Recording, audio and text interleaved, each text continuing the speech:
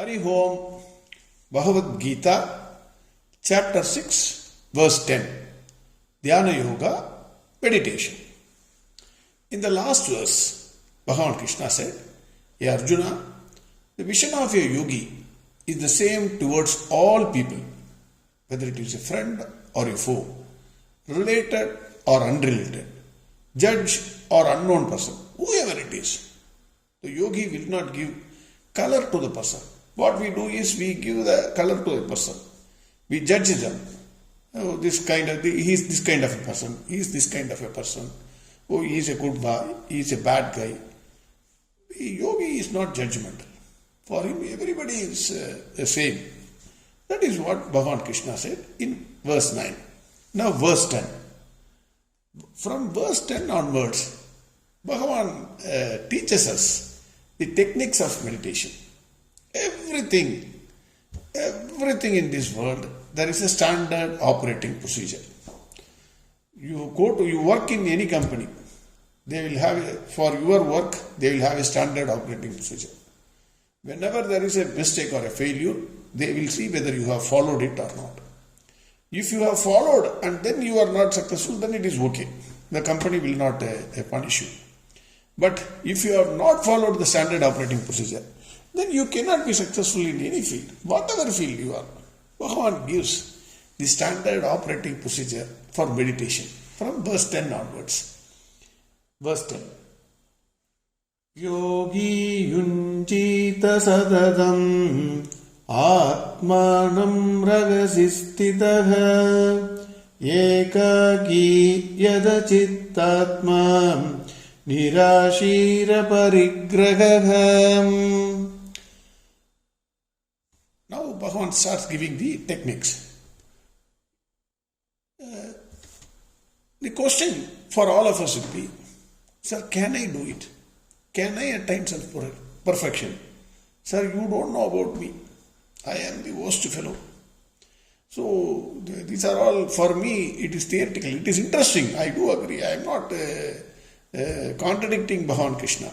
But it is not for me, sir. You don't know about me. Everybody thinks about the same. In each one of us, without exception, we feel that this is not meant for us. Or we may be doing meditation. We may be doing meditation, but we may not be able to achieve the goal. Why? Because we are not following the standard operating procedure. See, you take for a small example, a diabetes fellow, a sugar patient. What he is doing? Before consuming every meal, half an hour before that meal, he will say whether everything is ready, then he will consume the tablet. Then after half an hour, he will have the food. Why? It is the standard operating procedure. He has to take the tablet or the medicine, whatever it is, before half an hour before the food. He can't take after the food. If you want the best results, you have to do that. Similarly, you may be doing it or you may not be doing it thinking that it is not applicable to me. No, for everybody it is applicable, but you must have a desire. Neither Bhagavan can compel nor I can compel. Each one has got his own desires. He wants to achieve something in every field. If you want to achieve something in the spiritual field, then meditation is the technique. Bhagavan gives the technique. First, Yogi yunjita sadadam. Bhagavan says, you have to practice consistently and constantly. Why? Today's world, we want everything instant. Instant coffee, instant soup, instant noodles, instant sambar chutney is also available. Everything is instant. You see the signal. Before the signal goes off, they want to rush out. Everybody wants immediate result.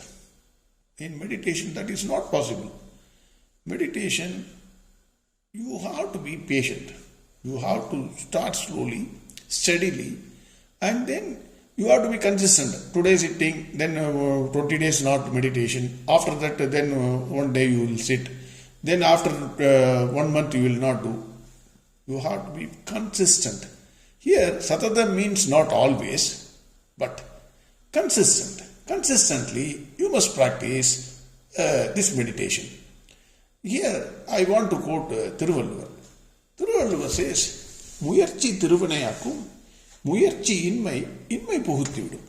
That means, you have to, if you want to achieve anything in your life, whatever be your goal, let us leave meditation for a minute, whatever be your goal, you have to try, continuously try. Then only you can achieve that goal. Otherwise you cannot. That is what Thiruvalluvar says.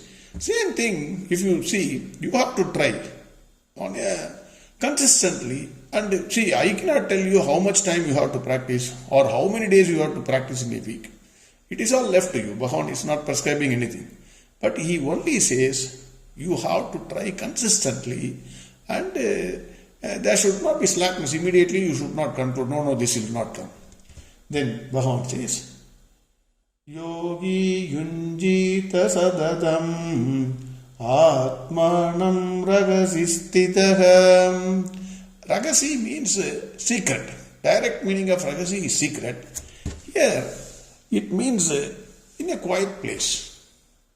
Where will I go for a quiet place? Because if you have to go to Himalayas, then the expense will be mounting. Every day you can't go to Himalayas. By flight you will go and come back. No, not possible. Every day you cannot go to a river like Ganges or Rishikesh. Every day you cannot go to a ocean. It's all not possible. Practically it is impossible. And Bhagavad Gita is a practical book. Wherever you are, in the midst of the life, you have to practice meditation. So what is the best place? Again Bhagwan leaves it to you. Bhagwan only puts one condition. It should be a quiet place. Why? A quiet place is a must for meditation.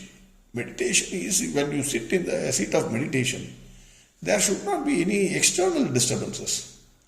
See, for example, if you sit in meditation at 9 o'clock, 9 in the morning, let us assume, then you will be going on hearing bell rings, your cell phone will be ringing, doorbell will be there, somebody will say, wife will knock your door and say, go and get me vegetables. All these kinds of disturbance will always be there. So Bhagwan says, you should not be disturbed. You choose the place, whichever you want, wherever you want. But it should be a quiet place. There should not be any disturbance. What I can think of is morning time, 4 o'clock. Quiet. Everybody will be sleeping. Only you have to practice this, getting up in the morning. And then everybody is sleeping and it is quiet. You will be able to hear the sound of a train which is going a few kilometers away from you. That quiet it is. So Bhagwan here says, Ragasistitaka, in a quiet place, you have to do it. Then Ekaki. This is very important. Ekaki is because we are all used to company. Everywhere, wherever you go, you need a company. Earlier in my office, there used to be one of my friends. He had a habit of smoking a cigarette after food. So whenever he wants to go for smoking, he will immediately come to my room. He will say, please come, we will go. Then he will, especially after food, he will be speaking, and then he is a real smoker. I was a passive smoker. In meditation, and already I told you, Arjuna was having the habit of calling Krishna for everything.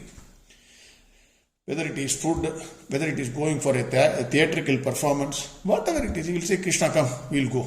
So every time he used to call Bhagwan Krishna. So Bhagwan says, in meditation, no company can be there. No chit-chatting. You have to sit alone. Ekaki. Sit alone with yourself. That is most important. Then Yada Chittatma. Yada Chittatma is relax your body and mind. When you are going to sit in meditation, that is why I suggested early morning hour as a quiet hour and a quiet place.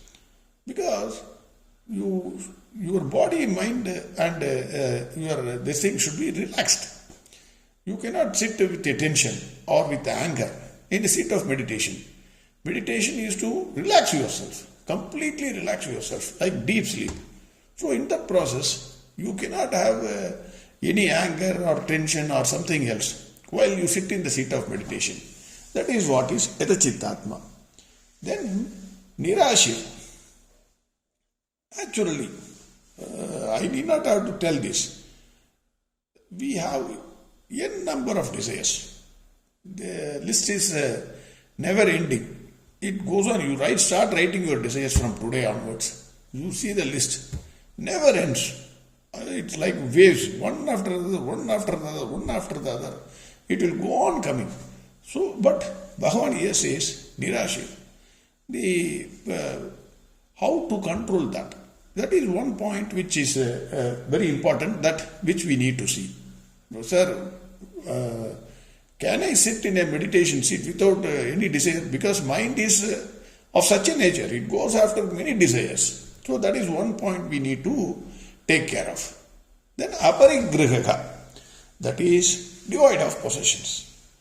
Devoid of possessions, your possessions are actually whatever you have. You get so attached to it and you don't want to lose it, whatever it is. Here, what I feel is, the possession, by the word possession, Bhagwan says, I and mine feeling. Everyone has got this feeling, I and mine. Everything is mine, to the exclusion of others. So you get so much attached to the things, you go on thinking about those things. So these are the conditions, preliminary conditions, which Bhagwan is imposing. Other things, like sitting regularly for meditation, it is possible. Sitting in a quiet place, that is also possible. Sitting alone without a companion, that is also possible. But maybe relaxing the body and body and mind, it is little difficult.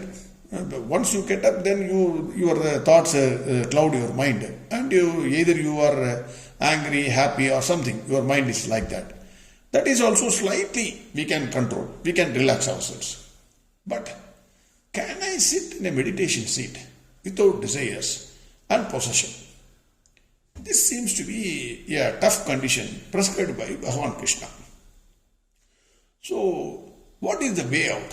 Now the thinking is, okay sir, that is all okay. These are the initial conditions, I can. You are saying a man should be without desire. The moment we get up, I am 100% sure, whoever it is, because it is the thing which is happening to me. If it is happening to me, it must be happening to entire world. As far as this is concerned, that is, everybody has got thoughts. Thoughts. One after the other, it comes, spoils our mind.